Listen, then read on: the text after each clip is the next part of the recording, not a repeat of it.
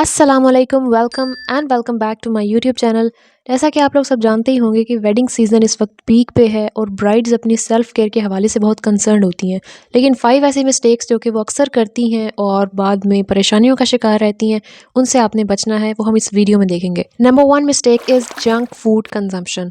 हमारे यहाँ अक्सर ब्राइड्स टू बी ये करती हैं कि जब शादी के दिन करीब आते हैं तो बाहर के खानों के ऊपर रिलाई करना शुरू कर देती हैं, लाइक पिज़्ज़ाज़, बर्गर्स, फ्राइज़, इस तरह की चीज़ों को ऑर्डर कर लेती हैं और बस यही खाया। क्योंकि एक तो वजह ये होती है कि घर में मेहमानों की आमद का सिलसिला कुछ इस तरह से होता है कि घर तो खाना बनता ही नहीं है ना, बस बाहर के खाने ऑर्डर करो और वही खाओ। क्योंकि एक तो वो ऑर्डर करना आसान है, दूसरा उसको खाना भी आसान है, यानी इसमें कोई मेहनत आपकी इन्वॉल्व नहीं होती, जो कि एक बहुत बड़ी मिस्टेक है। जंक फूड एक तो आपके डाइजेस्टिव सिस्टम को ख़राब करती है, मेमोरी को ख़राब करती है। जो भी आप जंक खाओगे वही आपकी बॉडी का पार्ट बन जाएगा। सो ऑब्वियसली जंक फूड कोई अच्छी चीज़ तो है नहीं, ना उसके अंदर विटामिन्स होते हैं, ना एज सच मिनरल्स होते हैं। जो भी एसेंशियल न्यूट्रिएंट्स हमारी बॉडी को चाहिए होते हैं वो सारे के सारे ज़ाया हो चुके होते हैं, यानी सिर्फ आप जंक ही खा रहे होते हो। सो आपने माइंडफुली जंक फूड को अवॉइड करना है, जितना हो सके मैक्सिमम अवॉइड करना है और हेल्दी ईटिंग की तरफ अपना रुझान रखना है। ये तो एक हो गई ना आम सी बात। लेकिन अगर आपको मैं स्पेसिफिकली बताऊं तो आपने ऐसे फ्रूट्स और ऐसे वेजिटेबल्स को इंकॉर्पोरेट करना है जो कि फॉलिक एसिड रिच हों। उसकी वजह ये है कि फॉलिक एसिड एक ऐसा विटामिन है जो कि प्रेगनेंसी में वाइटल रोल प्ले करता है। ऑफ कोर्स वेडिंग के बाद का एक अगला स्टेप प्रेगनेंसी भी आ जाता है, तो उससे पहले अपनी बॉडी को प्रिपेयर करना बहुत ज़रूरी है। फॉलिक एसिड ज़रूरी है बेबी की न्यूरल हेल्थ डेवलपमेंट के लिए। अगर आपकी बॉडी के अंदर फॉलिक एसिड के इस विटामिन के लेवल्स लो हैं तो चांसेस हैं कि बेबी के अंदर न्यूरल ट्यूब डिफेक्ट्स हो सकते हैं, यानी बेबी का ब्रेन डैमेज हो सकता है, नर्वस सिस्टम डैमेज हो सकता है। तो ये इस हद तक डेंजरस है। इसलिए ज़रूरी है कि पहले से अपनी बॉडी के अंदर इस विटामिन के लेवल्स को पूरा कर लिया जाए, जिसके लिए गायनाकोलॉजिस्ट भी ड्यूरिंग प्रेगनेंसी कुछ सप्लीमेंट्स और मेडिसिन को प्रिस्क्राइब करती है जो कि फॉलिक एसिड के होते हैं। लेकिन इससे बेटर है कि आप अपनी बॉडी को पहले से प्रिपेयर कर लो, फॉलिक एसिड के लेवल्स आपकी बॉडी के अंदर अच्छे हों। सो मैं आपको बता देती हूँ फॉलिक एसिड के चंद हेल्दी सोर्सेज जिनको कि आप इजीली अपनी डाइट के अंदर डेली इनकॉर्पोरेट कर सकते हो। पहले अगर वेजिटेबल्स की बात कर लें तो उसके अंदर डार्क ग्रीन लीफी वेजिटेबल्स आ जाते हैं, जिसके अंदर कैबेज, स्पिनच और साग। ये 3 चीज़ें जिनको कि आप डेली आराम से इनकॉर्पोरेट कर सकते हो अपनी डाइट के अंदर। कैबेज को सलाद के तौर पे, स्पिनच यानी पालक को उसका आप सालन बना के खा सकते हो, और साग तो डिलाइट डिश है। हेटेड या इसको निगलेक्ट बिल्कुल नहीं करना, बल्कि इसको आपने माइंडफुली और हैप्पी होके खाना है, क्योंकि ये आपके फॉलिक एसिड के लेवल्स को बहुत अच्छा करता है। उसके अलावा एग्स के अंदर फॉलिक एसिड बहुत अच्छी अमाउंट में पाया जाता है। अब अगर फ्रूट्स की बात कर लें तो बनानास, और अगर आप जूस की फॉर्म में पीना चाहते हो तो बीट रूट, कैरेट और ऑरेंज, इन तीनों का जूस मिक्स करके बना के पियो तो बेहतरीन सोर्स है फॉलिक एसिड का। Second mistake is face wax. All दो चेहरे के बालों को रिमूव करवाना, फेशियल हेयर्स को रिमूव करना एक कंपल्जन होती है ब्राइड के लिए, ज़रूरी होता है ताकि मेकअप जो है वो अच्छा हो जाए, या बाकी जो भी फैक्टर्स हैं। लेकिन वैक्सिंग को प्रेफर करना उसके लिए एक बहुत बुरी चॉइस हो सकता है, स्पेशली अगर आप फर्स्ट टाइम करवा रहे हो। तो उससे एक तो आपके रैशेज़ हो सकते हैं, स्किन के ऊपर बर्न्स हो सकते हैं, या डिफरेंट प्रॉब्लम्स अराइज हो सकती हैं।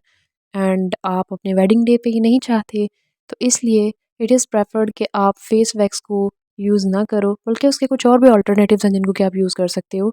जिस तरह से कि डर्मा रेजर्स को यूज़ कर सकते हो डर्मा प्लेनिंग के लिए। डर्मा प्लेनिंग किस तरह से करनी है और उसके रिलेटिव फैक्टर्स को, वैसे मैंने उस पे एक वीडियो बनाई हुई है, अगर आप देखना चाहो तो उसका लिंक आपको आई बटन में मिल जाएगा। बट अगर आपने डर्मा प्लेनिंग पहले नहीं की हुई तो मैं आपको यही रेकमेंड करूँगी कि आप डर्मा प्लेनिंग की तरफ ना जाओ, क्योंकि sometimes in very rare cases कुछ लोगों को इससे भी प्रॉब्लम हो जाती है। सो नेक्स्ट ऑप्शन जो कि एक बड़ा हेल्दी सा ऑप्शन है, that is threading.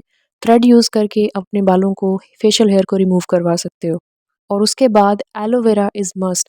Aloe vera gel को अपने पास रखो, फ्रिज में उसको रखो, और जब थ्रेडिंग खुद करो या करवाओ तो उसके बाद एलोवेरा को अप्लाई करो। एलोवेरा ज़रूरी इसलिए है क्योंकि वो फेस के ऊपर एक सूथिंग इफेक्ट देती है। आप जब थ्रेडिंग करवाते हो तो फेस पे रेडनेस या एलर्जी इस टाइप के सिम्टम्स होने से प्रिवेंट करती है। सो आप फेस से जिस तरह से भी बालों को रिमूव करवाते हो, चाहे डर्मा प्लेनिंग करते हो या थ्रेडिंग के ज़रिए से रिमूव करवाते हो, तो उसके बाद aloe vera is a must. Step number 3 is new facials को ट्राई करना। ऑल्दो फेशियल को हम वेडिंग पे ही नहीं करवाते, बल्कि उससे पहले भी डिफरेंट ओकेजन्स पे या वैसे रेगुलर भी फेशियल करवा रहे होते हैं। लेकिन वेडिंग क्योंकि एक स्पेशल ओकेजन होता है, तो उस पे समटाइम्स ये होता है हमें कि अच्छा ये वाला जो फेशियल है ना ये एक्सपेंसिव है या ये अच्छा है, या फ़लाँ की रिकमेंडेशन पे या फ़लाँ इन्फ्लुएंसर को मैंने देखा तो उसने बड़ी अच्छे इस पे रिव्यूज़ दिए हुए थे, तो मैं इसको ट्राई करके देख लेती हूँ। जो कि एक बहुत बड़ी गलती साबित हो सकता है। बिकॉज़ समटाइम्स कोई फेशियल किट ऐसी होती है जो कि आपकी स्किन पे सूट नहीं करती और आपके एक्सपेक्टेड रिज़ल्ट्स के बिल्कुल अपोज़िट रिज़ल्ट्स होते हैं। सो ना सिर्फ़ ये फेशियल्स के लिए है, अगर आपने कोई हेयर ट्रीटमेंट करवाना है या अपना हेयर कटिंग कोई करवानी है न्यू, तो उसके लिए रिकमेंडेड है कि कुछ अर्सा पहले या तो आप 3-4 माह पहले इसको ट्राई करो, ठीक है? लेकिन वेडिंग से अगर 1 माह पहले ट्राई करोगे, कुछ दिन पहले 1 डेढ़ हफ़्ता पहले ट्राई करोगे, तो उसके अगर कोई नेगेटिव रिज़ल्ट आ जाता है तो उसको कोप करना ऑलमोस्ट इम्पॉसिबल हो जाता है।